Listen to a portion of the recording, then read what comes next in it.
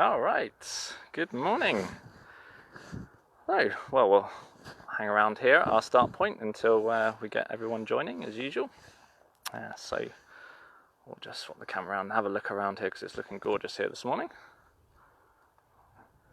Beautiful, beautiful winter skies today. So there's a bit of a breeze. Let us know as usual where you're coming from, where you're watching, who's checking in with all your regulars and everything. It'd be great to know who's watching as usual. Let us know a little sound check. I've got the wind mic on today. It's a bit breezy, but hopefully when we go into the woodlands we'll be able to take that off so we can hear some of the woodland sounds as we go. So yeah, do let us know who's watching, and we'll get going in a little bit with all the introductions and everything as usual. Just checking all my bits and pieces are working here. We've got really good signal today, so we've got 2-3 bars of 4G. Hopefully we don't get any pixelation today. I did check the signal in the area here on Fort Hill yesterday. It was looking alright. Gets a little patchy actually in the woodlands, so hopefully we'll make it up to Fort Hill and the Rath, which is kind of the main centrepiece for what we're going to explore today. So yeah, drop in the comments there where you're watching from. Just to check I can actually see everything coming through okay, and yeah, give us a sound check. Is everything coming through okay with the sound? Much appreciated, everybody. So yeah, I think we've got all the regulars coming in. I can see some of the profile photos and I recognise quite a few of those. There we go. We've got good morning Astrid, good morning Meredith, good morning Emma. Looks a beautiful morning. It certainly is. I mean, wow, look, classic winter day here. Just a couple of sort of cirrostratus cloud type are they? I'm not great with my cloud types. Absolutely beautiful here today, just on the edge of Fort Hill, and you've got there's the laundry over there, and main gardens and everything are way over the back there. And this is Old Hill, which is part of the North Ryde Domain walks, and there's the Domain walk just there. And I'm standing on the edge of the old Millisle Road, which we'll have a chat about in a minute. So Hazel, good morning. Hazel Grey Squirrel Burton. Yeah, I take it you still got your visitors, unfortunately. Good morning, Martin. Good morning, Gillian. Watching from France. I used to work at the house. Oh, that's good to have you on board, Gillian. Okay, so I think we got our main arrivals and everything. Mind I don't fall on my face here, getting off this big old beech tree. I'll turn away from the sun there just because it's...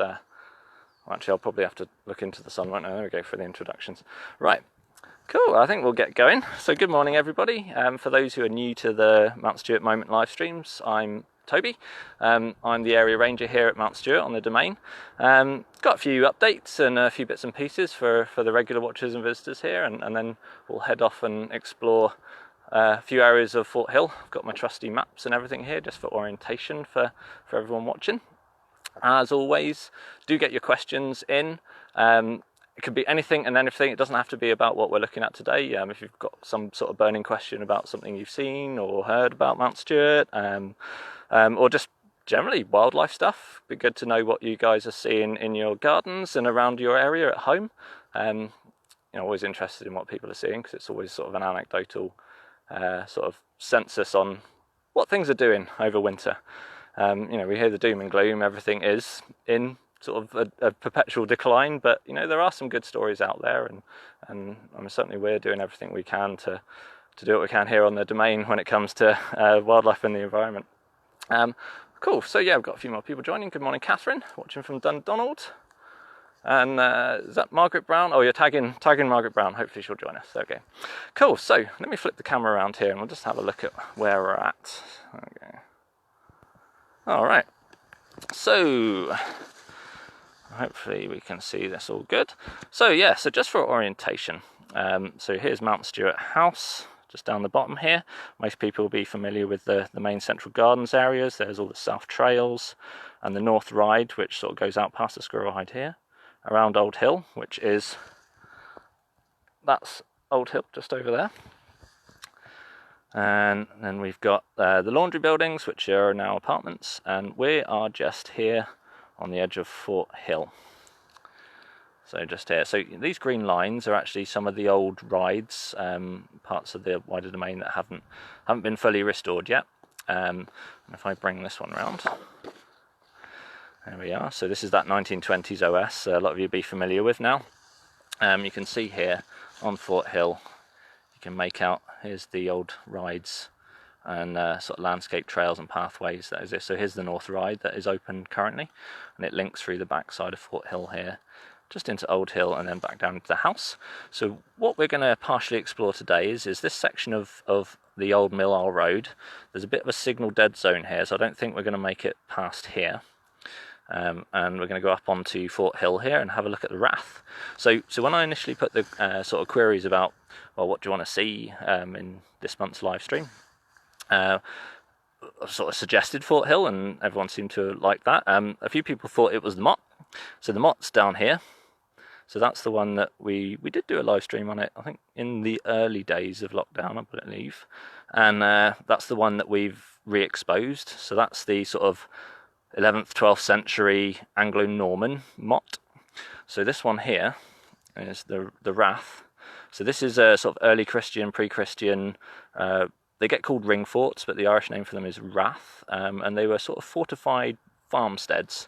And we'll have a closer look at what you can see up there, but most of it's hidden away, but this is one of those areas we really want to, one, sort of uncover, but also in the future get access for all the visitors up there to see it as well. So see, before all this happened this year, 2020 has been a bit pants, hasn't it? Let's face it. We were due, literally about 2 weeks before all the lockdown happened, we were due to open the full boundary trail, which would have headed up the old Millisle Road here, up to the Flush Bridge, down the east screen, and joined up with the current green trails on the Mott. Now, most of the work for that has been done. I've mentioned this before. Most of the work's been done. It's not fully ready to be opened, and currently, obviously, with everything that's happened for National Trust and here at Mount Stewart, we just don't have the capacity to be able to open and maintain it, which is, I'm gutted, to be honest, because it's one of my favourite bits of the estate. So I'm hoping that 2021 things will start to turn around and hopefully we can get that open. But we've got to be realistic about our staff and our resources, because currently, just to sort of bring everything up to date, we've don't want to sort of single people out, but we've obviously had to say goodbye to quite a lot of people, unfortunately, with a series of redundancies. My role has been confirmed, so I'll be staying at 5 days a week here, but currently I'm the only ranger on the domain apart from our academy ranger, Jasper, who is a good news story. He's going over to the assistant ranger post at Millisle for January and February, which is really good for him, so he's kind of moving up, which is really pleased that he's got a new role. It's confirmed till February, hopefully it'll be extended. But different team, different environment, so it'll be really good for his development and learning to head over there. And unfortunately, yesterday we said goodbye to George Angus, who most of you will know as the other ranger here on the estate, and he was the farm manager here for, I think it was like 35 years he's been here. So unfortunately, we've had to say goodbye to him. It was an agreed decision. He wanted to. He took voluntary redundancy, and he was not far off retiring anyway. So it's kind of worked out okay in the end. A bit sad to sort of see him go a little bit too soon. It's going to be sorely missed. I've learned a hell of a lot from him, especially when it comes to the agricultural and farming side of the domain here, and just farming and agriculture in general. So big shout out to George, and yeah, he's definitely going to be missed. But we won't be seeing the last of him. You know, he's going to be back in different forms in the future, hopefully. So watch this space. A few other updates, got some other good news bits and bobs. So Christmas opening's been confirmed. Obviously, as usual, we'll be opening 10 till 4 right the way through the Christmas period, apart from Christmas Day and Boxing Day itself, so the 25th and 26th will be closed. Booking is recommended. We have been able to take walk-ups during the weekdays, but now we're approaching the holidays. I would recommend, avoid disappointing. Booking tickets they're open every Friday for the week ahead. So yeah, please do recommend booking so there's nobody gets turned away, which is why we've got 800 person capacity per day in half-hour slots of 80 people. So everything's been working really well, and really good news, the Squirrel Hide's back open. Yeah, which I've been So we were ready to open this three weeks ago, but then the 2-week circuit breaker happened and it's classed as an indoor space. We had to close it. So it's back open, one social bubble at a time. There's information there before you get to the hide, and at the hide, just you know, if it's occupied, come back another time, and hopefully. But I just was by there this morning. Squirrels are at it. There's a couple people in there that are loving it. So that's really good to see as well. I'm so glad to have that one open. What else have we got on the list? Oh yes, we're not shouting about it, but the house will be open Friday, Saturday, Sundays up till March, unless there are any other changes in legislation. There'll be more information about that coming out probably next week, just because we don't want to get it overwhelmed. We want to see how things run first to make sure we've got all of our controls in place to make sure everything's working well there. So that's really good news as well. So I'm feeling quite positive today, and it's a gorgeous day, so I think we'll get moving. There's a few other bits and pieces we can sort of pick up along the way, and like I say, questions as always from you guys. Please do ask the questions, anything and everything. It helps steer the conversation, and we'll go from there. Okay, so we've got a few more people just joined us. Good morning, Jane. Good morning, Valerie. Oh, Valerie's, yes, one of our new tenants. Good morning. I haven't actually met you in person yet, so hopefully we will soon. Good morning, Aline. And Emma's saying, such a shame we're losing great people, but hopefully in time it'll all bounce back. I hope so too. You know, we're down, but we're not out, and hopefully it's, you know, a blip. And you know, something I take real great solace in at the moment is that people are really valuing their access to outdoor spaces right now. And what are we all about in the National Trust? Access. So hopefully we get things picked back up, and thank you to everyone who's a member, and obviously your support right the way through this period, and maintaining your membership, because our costs haven't gone away. If anything, they've gone up, but it's making sure that we can still do what we do as our core purpose here, and myself and the volunteer team have been continuing on with our work outside of our essential bits where we can, which you've seen in some of the videos. So I think it's time to take a bit of a stroll, so we'll grab the maps and we'll pick up and get going. Right, so I'll just take a step back here, flip the camera around. Oh, okay, there we go. So, and we are on the Old Millisle Road. My gimbal is already messing up today. Let's see if we can get that corrected. There we are. So, it's hard to see from the camera, but I'm sat just on sort of the centre of what was the Old Millisle Road. So, I think it was 1850 or 1860 something. This was the edge of the estate here. Mount Stewart Domain was actually about, well, sort of a third, still almost half as the size as it is now. And just have a look at the map again just to show you. So originally the estate's upper boundary was about here. So all of this was extended into the north. So what happened is, so this is the Old Millisle Road. So people are familiar with Mount Stewart Road today. It goes all the way around there. And then basically you've got this long straight road here that goes out to Ballywater, Carrador, and so on. So basically at the Flush Bridge, this road originally just went straight here and then came straight down along the edge of Fort Hill all the way to what some people know as the Gamekeeper's Lodge. It's the North Gate Lodge, so that was originally the north entrance to the estate, which came down here past the edge of the lake, which the lake wasn't there at the time, and to the house. So the family acquired more land to the north of the estate, and then basically scrubbed out the Old Millisle Road and rebuilt the North Wall and the Mount Stewart Road. So it's why you've got this, you know, quite distinct linear boundary feature that passes through the estate, and it sort of came down and sort of popped out near where the schoolhouse is. Doesn't look like much now, other than you've got this classic sort of lining of mature beech trees, and now obviously a lot of those are failing now, but you can sort of see the line of them there, especially when if you think this one was just here, straight down there, and you can see the other cups of the trees towards the North Lodge that just went straight down there. So quite interesting, and of course, you know, this will be part of the boundary trail when we're able to get capacity to open it. So a lot of these big beech trees here, they're in excess of 200, 250 years old now, and a lot of them are failing, as you can see. We've got this big chap here, which was a complete root plate failure. And so generally, you've heard me talk about beech trees before. They much past about 120 years, they start to really succumb to three main different types of fungus. So you've got the Ganoderma species fungus, which are usually those big brackets that you see sort of in the upper union canopy areas.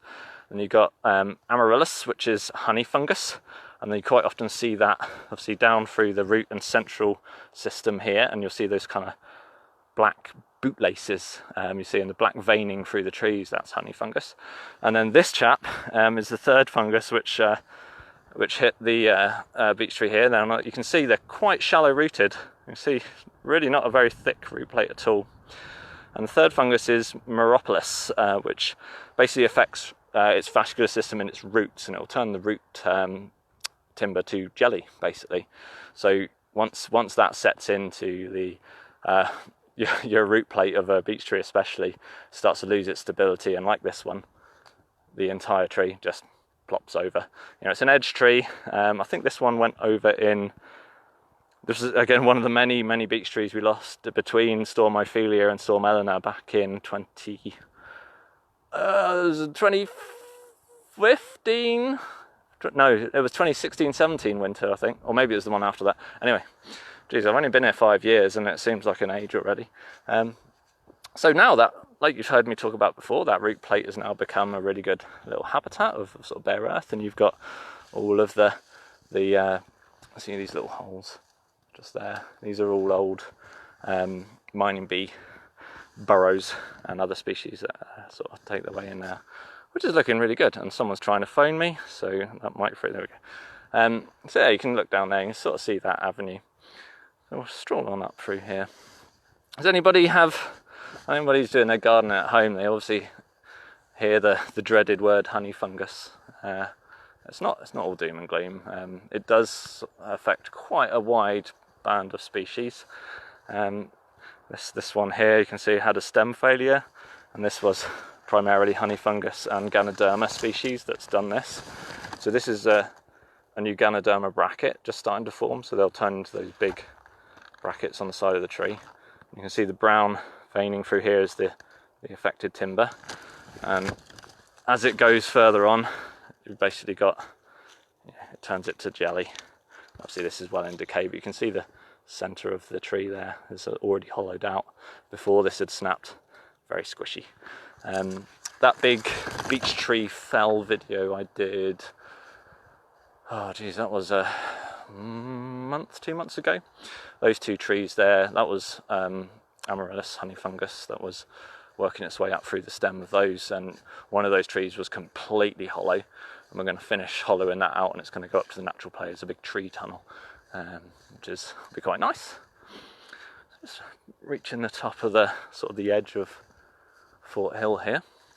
We'll have a look across. It's going to be a bit of a silhouette, but you can just about see the farm over there. There's the laundry. And you can really start to see just this sort of column through here, and the last of the beech trees just on through here before you sort of start moving off into the more modern forestry plantation. So Fort Hill is leased to Forestry Service, which is something I actually haven't talked about that much. So it's about 2/3 of the woodlands at Mount Stewart are under lease to Forestry Service, and that would be God, it's quite a lot. So everything from the Glen, Moatwood, Fort Hill, Flush Fields, and all of the north of the estate is all Forestry Service lease. So most of this was leased in 1960 something, when a lot of clear felling took place, and they were all restocked with at the time was a monoculture forestry crop. Some of those plantations have sort of been through their crop cycle already, and are sort of being moved across to sort of mixed broadleaf and starting to do a bit more of a silviculture approach, which is looking towards sort of continuous cover, mixed species, and sort of just generally a bit better for biodiversity, and not just sort of this very dense, dark monoculture of crop. Now here on Fort Hill, it's actually a Scots pine plantation, which is really nice. Now it's not in the best of condition. It could really do with thinning at this stage. So over the coming years, we're hoping to work with Forestry Service about how they're managing their leased lands. Ideally, we'd love to get all of this back in-house, so we can manage it with biodiversity as our primary objective, which we're doing in our current woodlands. But the lease has got another 40 or 50 years left on it yet, so that's another full crop cycle yet. But there we go. Hopefully things will move forward. Certainly the rhetoric within Stormont and the wider sort of national governments are starting to move towards I don't want to say holistic, it's not the right word, but a more sustainable approach to how we manage our land from a resource perspective, and not just our agricultural but also our woodlands. I can hear the jay up there, so I'm going to try here. I'm going to unplug the mic. Let me know if it. Yeah, I'll take that. If we get a bit of rustling, I'll plug it back in again. But I want you guys to hear the woodland sounds through here, because there's a jay just up in there, sort of squeaking away. In fact, there it goes, just over there. And hopefully we might see some reds at one of the monitoring stations we have up here. So yeah, a little sound check. How's that doing? We got any rustling from the wind? Someone let me know in the comments there. We'll head on up through. So we're heading up through the central kind of linear section of trail. There's not much of it left, but you can sort of just about make it out up through here to the centre section of the Rath. I can hear all sorts of birds up around me, so hopefully that's picking up on the camera. And so yeah, at Foothill, Scots Pine with a bit of an understory and sort of regeneration of ash. So where you can see up in the canopy here, so you've got the ash, bit of an ash copse there, and sort of moving to the right here, there's a lot of the Scots Pine. As you can see, it's quite dense. It really needs a bit of thinning. We were chatting with the Forestry Service managers. I think this is one of those priority locations that does need a bit of work for just purely for a crop management perspective, let alone anything else. But probably our main concern is this Rath itself up here, which is technically it's not a scheduled monument, but it is obviously a sort of an historic earthworks, and our main recommendation is obviously it needs to be cleared of its tree stock, because it's starting to pull the remaining structures apart, just like it did on the Mott. So we'll head on up through here. I'm going to keep my voice down a bit, just in case anything's on the monitoring station up here. Red squirrel wise, we're actually due to refresh them all tomorrow.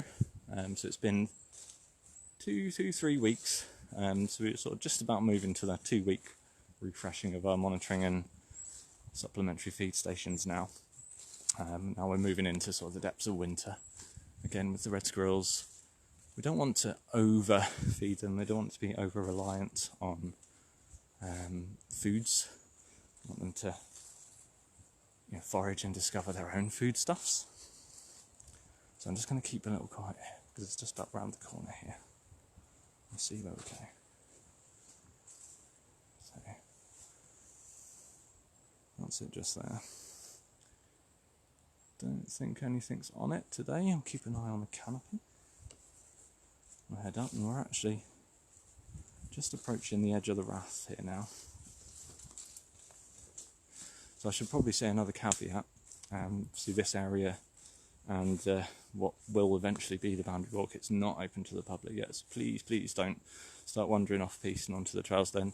They haven't been fully completed, none of them have had their full sign-off with tree safety management and so on, so yeah, just keep to the trails until we actually do open them, please. Okay. No, not too much. It's very quiet actually. So I'll spin this around. I'm actually getting a bit hot in I was expecting to be a little colder today, sort of not moving around as much as I normally would do, but it's actually pretty toasty, so I might have to take these snoods off in a minute. So we're just standing on the edge of the Rath. Now it's going to be probably fairly hard to sort of see this, but you can sort of see, there we go, so just here is the edge of the Rath sort of trench, and this bit over here is the central earth workings. So you've got it's about 50-55 metre diameter central area. So just bring that map up again so you can sort of see it a bit clearer on this bit. So here's the rush. You can see the main earthworking structure. So what's labelled there is the trench itself. So it has a sort of a, it's not all the way round like the motte is. And what you would have had is effectively a sort of timber palisade around it, primarily for keeping stock in actually, as opposed to any sort of form of real fortification. And it would have had a farmstead in the middle, so there are some of them which might have had a sort of significant people at them, but generally speaking they were functional for a farmstead or a small sort of collection of families managing an immediate area of land around them. So if anyone's been to Navan Fort, that's basically what this is here. And there are over 45,000 of these built across the island of Ireland. So primarily sort of from around the period of sort of 450 to 450 to 1050 AD. So a fair old time ago. And yeah, I mean, they were prominent parts of the landscape, so they were generally built on top of rises. So we're on top of a drumlin here, which is about 60 metres high. And if you can imagine all the trees, they wouldn't have been here, they would have been harvested, and you would have had quite a prominent landscape looking out around you, so you would have been able to see any issues, and the land around it would have been sort of farmed as well. Yeah, so I mean, they were quite prominent right the way through from the 7th century right the way through up into the 10th century and beyond. And during the Anglo-Norman invasions into the island of Ireland, a lot of these were repurposed into the mottes that you now see today.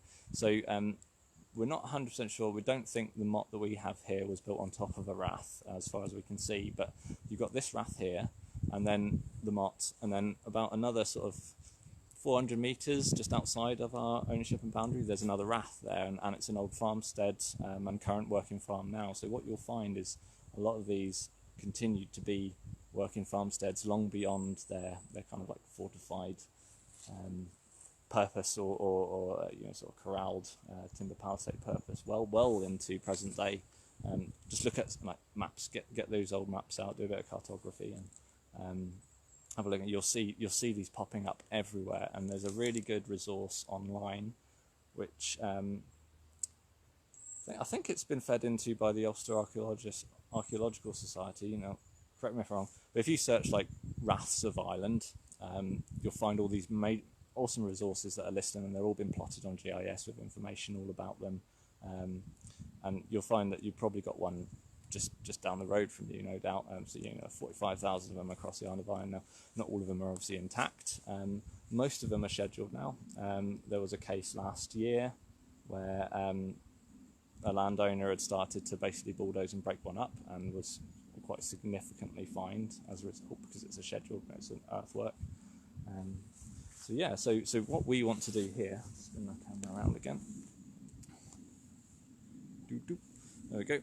What we want to do here is where there's a certain amount of self-seeding, but it's also actually been actively planted on at the time by Forest Service. Shouldn't really have happened. Thankfully it's only a young stock and there's not too much sort of immediate damage, but until we get them off, obviously those trees are now working into the earthworkings here and going to cause a certain amount of damage to the structure. So we'll take a nip over here and hopefully it won't cut out when I go down the trench there. Oh yeah, they've well eaten that. And that's definitely due for a top up. So I think just down here you should be able to see. There we go. That's a bit more. You can really make out the trench just passing through here. So here's the lip. Goes down about 1.5 2 meters in places. Probably was a little deeper. Back in its time, so it's filled up with a lot of detritus now. Yeah, we definitely want to get the central area of the rath here cleared to re-expose the structure. And I've been toying with a little idea, as our current natural play area comes to the end of its life, still got a good sort of 4 or 5 years left in most of the structures there.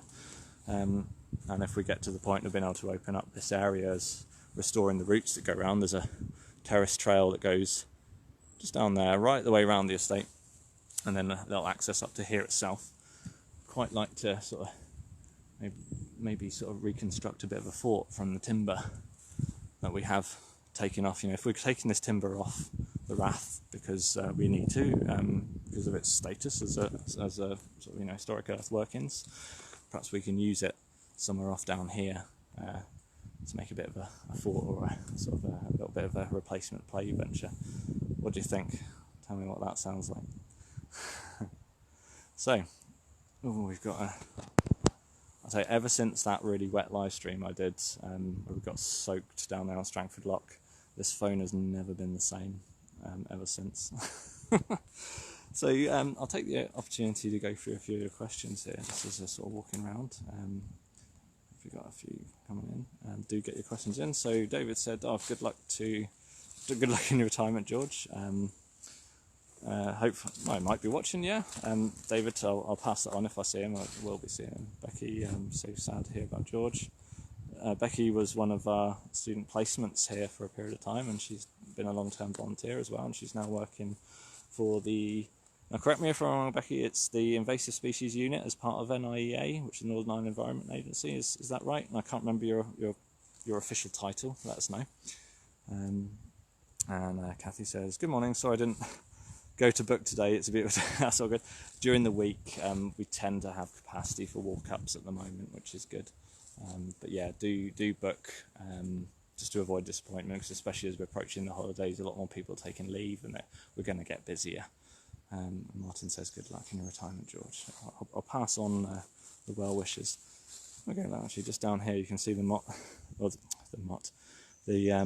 Rath's trench is actually capturing water here right around. It's quite a big structure, so just for those of you who are familiar with the the Mott, it's probably about three or four times the size of the Mott, so not as high, but certainly very, very big and wide.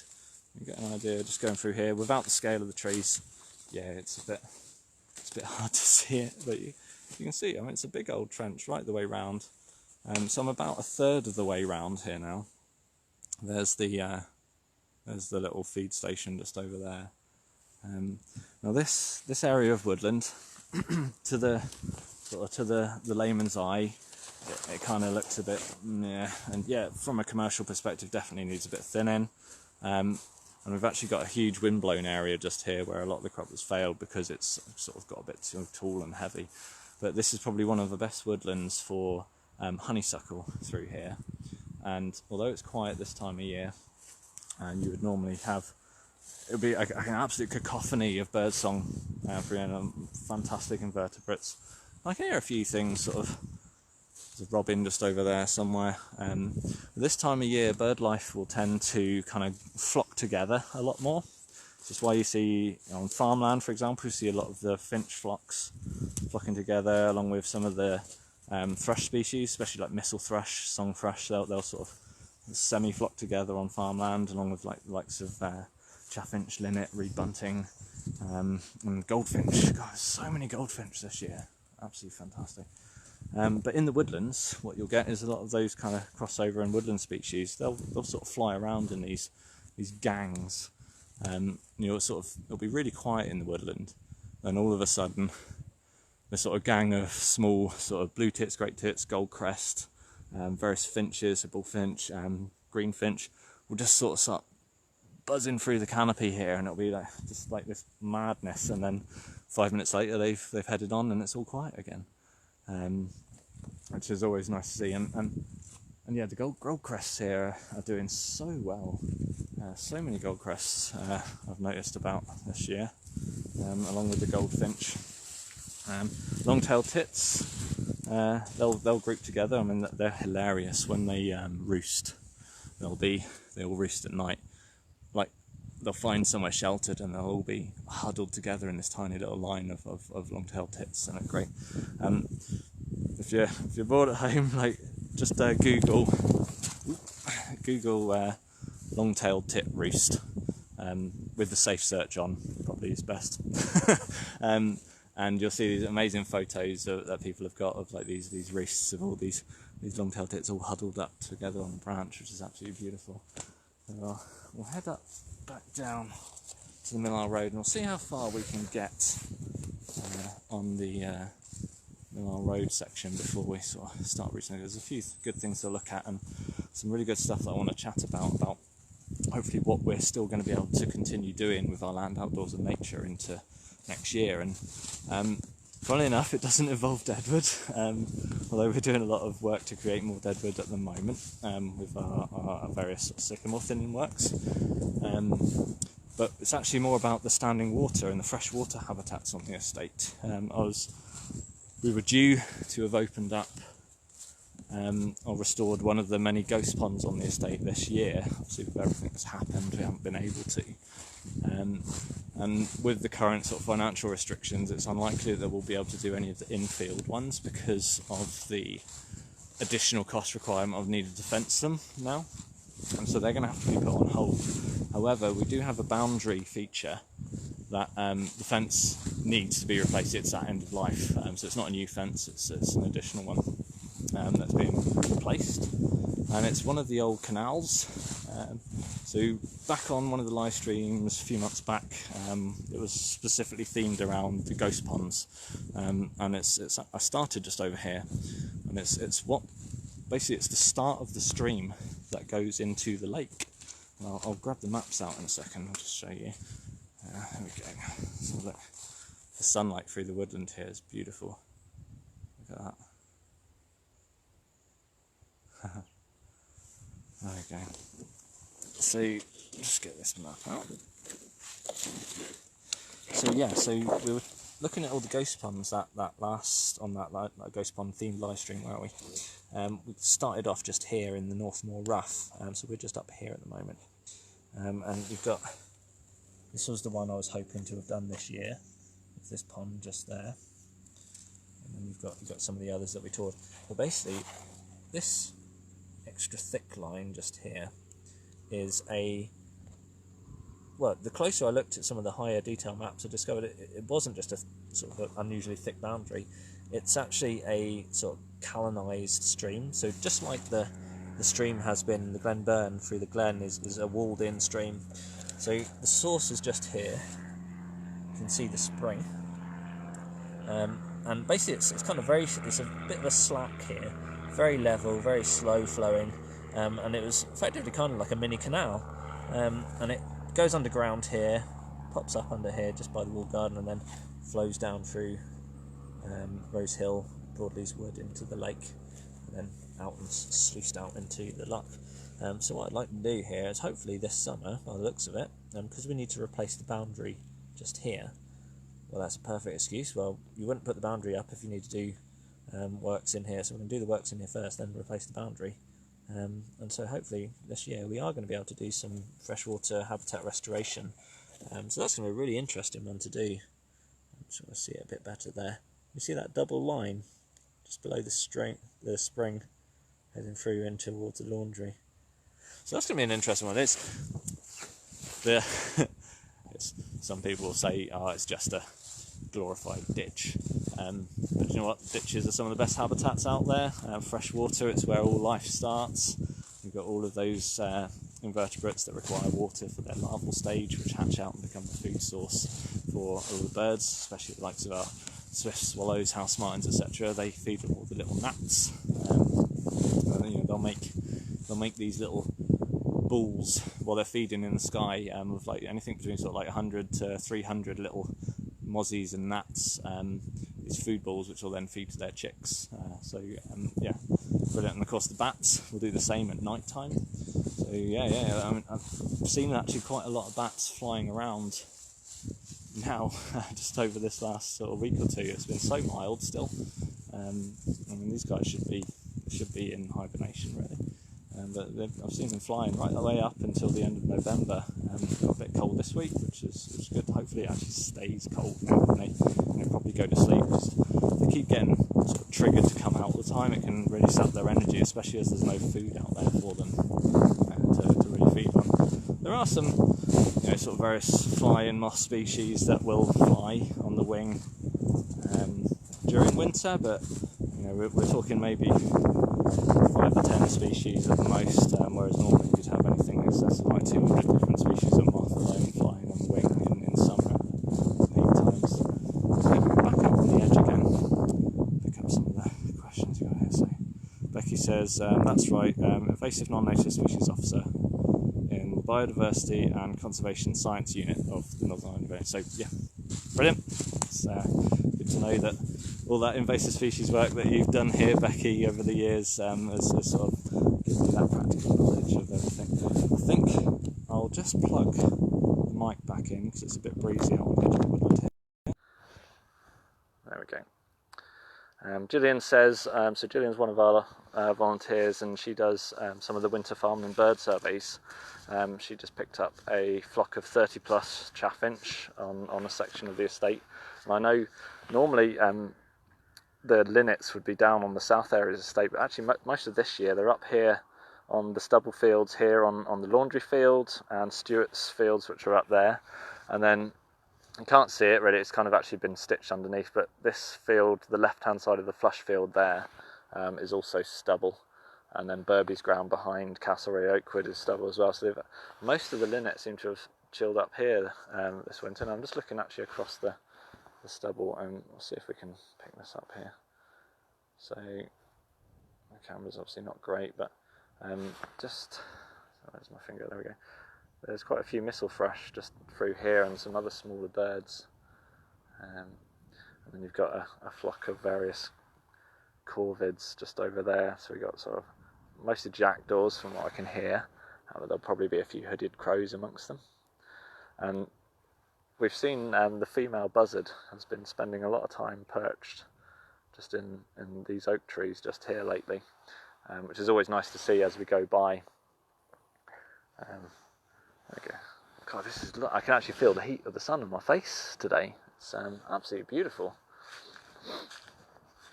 So well, we'll see how far we get down here. So I'll probably be cutting the live stream slightly shorter today. I mean, it's kind of a bit of a reflective live stream. It's the end of the year.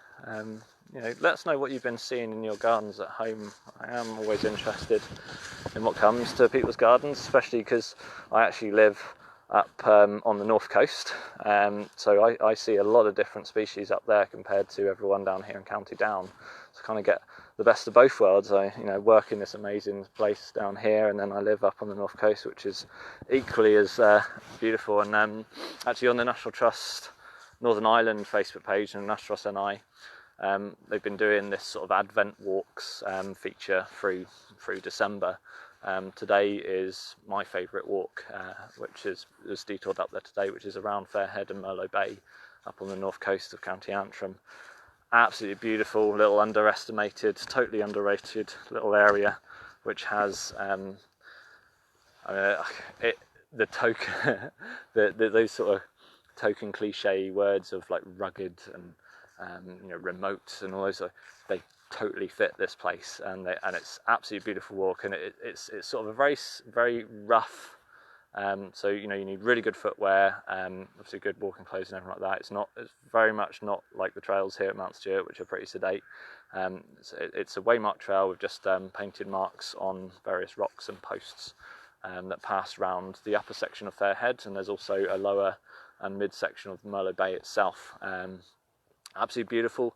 Interesting enough, the bay there is full of it's primarily a 50% elm woodland there. It's this real isolated, sort of geographically isolated bay on the coastline, and the elm are just, rude health down there. They're fantastic, and so if you want to see a mature elm woodland, which you just don't see nowadays, I mean they're all dead. That's the place to go. Fantastic bit of fishing down there is really good, and lots of linear walks. So even if you're not up for a good 5 mile, 6 mile sort of rugged stomp, there's pretty good vehicle access right the way down to the base of the bay, and a few small car parks down there where you can then do some linear walks sort of along some of the sort of farm tracks that are in there. But obviously, as always, pay attention to the signage and stay on the trails, because it is farmed land around there as well, and they have sheep this time of year, so keep your dogs on leads as always. But yeah, definitely check that out. It's probably not going to be so remote anymore, because I'm sort of saying it, but do you know what? If people don't experience these places, then how are they going to value them? And that's part of my job, is about helping people connect to the outdoors and nature. So have a quick look. Becky says she loved the invasive plant work with the schools. Oh yeah, and Action Mental Health, yeah, so we had various groups come out with us to do the invasive species clearance. It was great sort of seeing them bloom proverbially as they sort of came out of their sort of normal urban environments, which was really good. Yeah, definitely, Becky. I mean, that was in our first 2 years of work here. Absolutely fantastic. It helped us really crack into the rhododendron and ponticum and laurel removal on the estate. So just spin around here because nobody wants to look at me. Okay, so here we're just coming down Millisle Road. You can see this lovely ditch bank wall. Oh, do you know what? I forgot to look. Actually, I'm going to go back up because I think this is worth actually having a look at. So part of our conservation management plan looked at all of the historic agricultural features. I'm just dropping all my maps. So, all the agricultural features on the estate, and that was everything from obviously the farm buildings and the walls, but also gates. There was a 50-page appendix to the conservation management plan, which basically looked at every single gate on the estate, and we got quite a mix of some of the old county and sort of regional styles of blacksmithed hammered gates. A lot of these gates have sort of gone or been widened for modern machinery, but we do have quite a few bits on the estate, and one of them's just up here. So I don't know how I missed this. Too busy looking at the sun and the birds. But yeah, so this is a classic example of a sort of regional style gate here, with a narrower width. Doesn't look like much, but if you start looking at sort of around the area, especially around Strangford and County Down, this sort of hammered, wrought iron hammered style gate with your classic kind of coin pillars. It's quite narrow, so this is it's about two and a bit meters wide. What's that in imperial? Well, it's about 7 foot maybe at a push. Now you'll see lots of different sorts of variations around this. Some of them have a curve, it's like a semicircle curve ring pass around them. Some of them have double bracing for the long ones, but if they were ever wider gates, they were never one single gate like they are nowadays. There would have been 2 of them, basically because they couldn't make the supports strong enough at the time to be able to take the extended weight. So you can see this one, that's actually in its own right, the stone has come out from its main mortaring, but it's big wrought hanger hammered and mortared into some of these big capstones, and it would have been actually the base, which you can't really see, is kind of a single pillar which is hollowed into like a little alcove of a stone, so it sits into this hollow and swings on that hollow and is hung on the top one. Yeah, I mean, it's I'm probably getting a bit nerdy, but you can see it's a big old thick, so finger thick wrought hammered iron. Would have been blacksmith made back in the day, and I can't see, it's quite dark, so they're not welded. It's really dark. See if I can get this test sharp. Now you can just about see it. This here is basically would have been a hot heated up rod of metal, which would have been hammered through this and then burred out to secure. Pick up the other side. There you go. You can see one. Hopefully you can see that 1, 2, and 3 burred out to secure the pieces together. And we've got quite a few of these around. So actually, about 3 or 4 different sort of main styles. But if there's ever a sort of some of these idyllic pictures on the estate now, excuse, obviously it's got a bit of stock fencing on it. But there you go.